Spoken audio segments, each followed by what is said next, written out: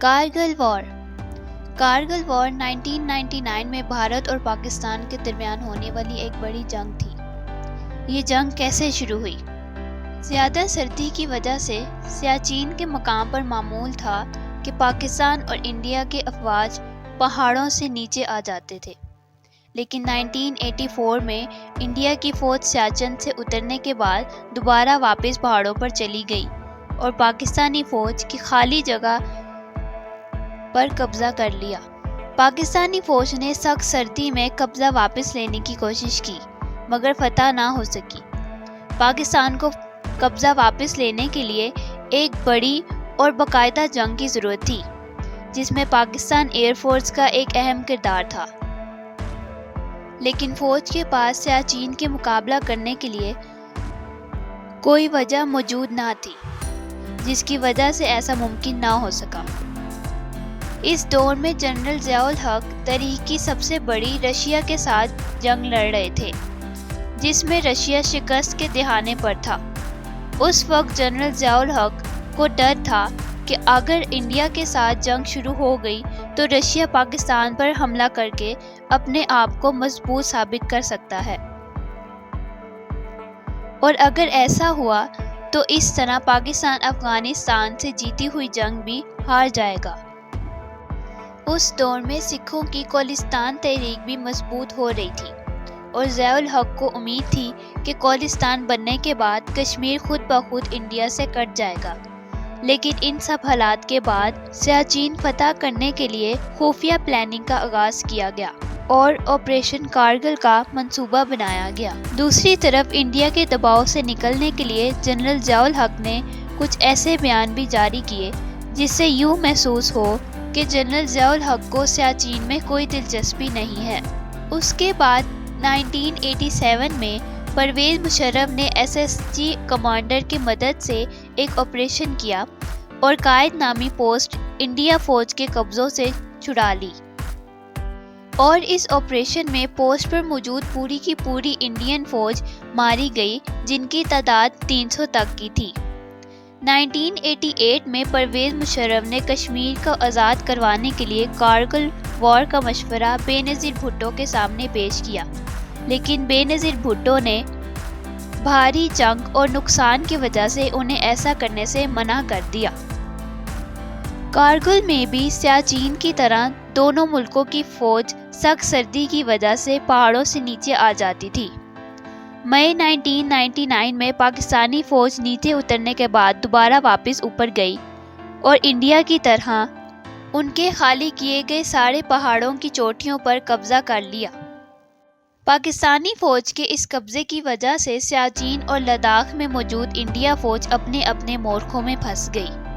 India نے قبضہ حاصل کرنے کے لیے اپنی پوری طاقت کا استعمال کیا اور state of the art heavy machinery کا استعمال کیا، لیکن پھر بھی انہیں ناکامی کا سامنا کرنا پڑا۔ پاکستانی فوج نے انڈین فوج کی اہم چوٹیوں پر قبضہ کیا تھا، لیکن جنگ صرف ایک ہی چوٹی پر جاری تھی۔ پاکستانی فوج کے مطابق ٹوٹل فتح کی گئی پوسٹوں کی تعداد 130 تھی، جن میں سے صرف 3 ہی انڈیا واپس لے جا سکا تھا۔ اسی جنگ کے دوران پاکستانی ایئر فورس کے 3 جہاز مارے گئے تھے، جس کی وجہ سے پاکستانی فوج کا حوصلہ بڑھا اور انڈین ایئر فورس نے بھی اپنے حملے بند کر دیے۔ ان سب حالات کے نتیجے میں انڈین فوج کو بھاری جانی اور مالی نقصان ہو رہا تھا، جس کی وجہ سے انڈین فوج اپنے بنکرز میں محفوظ ہو کر رہ گئی۔ اسی دوران انڈیا میں انہی کے ٹی وی چینلز پر انڈین فوج کی اصلیت دکھائی جا رہی تھی اور انہیں ہی نشانہ بنایا جا رہا تھا۔ انڈین میجر جنرل بخشی نے ایک انٹرویو میں کہا کہ پاکستانی فوج کی ہمیں اچھی طرح مار لگانے کے بعد ہمیں غصہ دلانے کے لیے اپنے بنکر سے باہر نکل کر بھنگڑا ڈال رہے تھے، لیکن ہمارے جوان اتنے گھبرائے ہوئے تھے کہ ان پر ایک گولی بھی نہ چلا سکے۔ اس دوران پرویز مشرف نے اپنی پریس کانفرنس میں کہا کہ اگر انڈیا نے جنگ بڑھانے کی کوشش کی تو پاکستان بھی اپنی آخری حد تک جائے گا، جس کے بعد انڈیا یہ جنگ صرف کارگل تک ہی رکھنے پر مجبور ہو گیا۔ انڈیا کو اس بات کا بھی ڈر تھا کہ اگر یہ جنگ 2-3 مہینے تک یوں ہی جاری رہی تو کشمیر میں موجود انڈین فوج کھانا نہ ہونے کی صورت میں ہتھیار ڈال دے گی اور اس صورت میں یہ جنگ پاکستان کے نام ہو جائے گی۔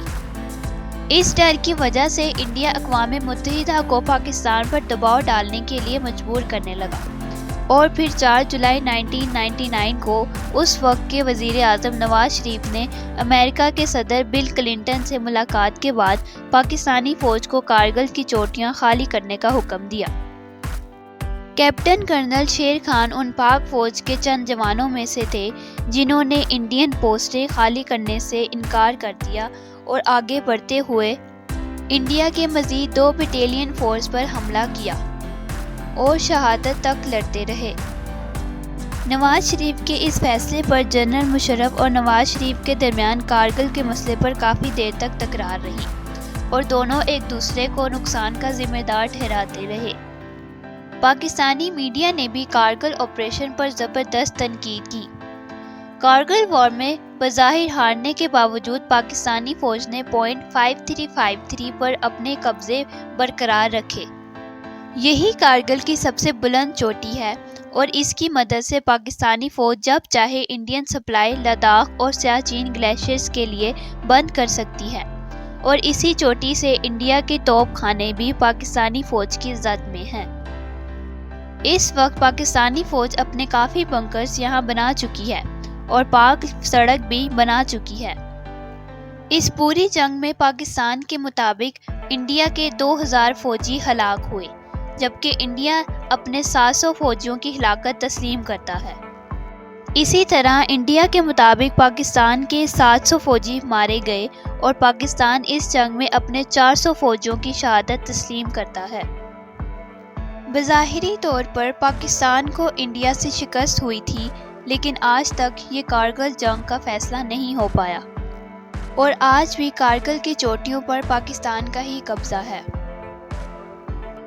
آپ کو کارگل وار کے بارے میں یہ اہم معلومات کیسی لگی ہمیں کمنٹ باکس میں ضرور بتائیے گا اور ساتھ ہی ساتھ ہمارا چینل بھی سبسکرائب کر لیجیے گا۔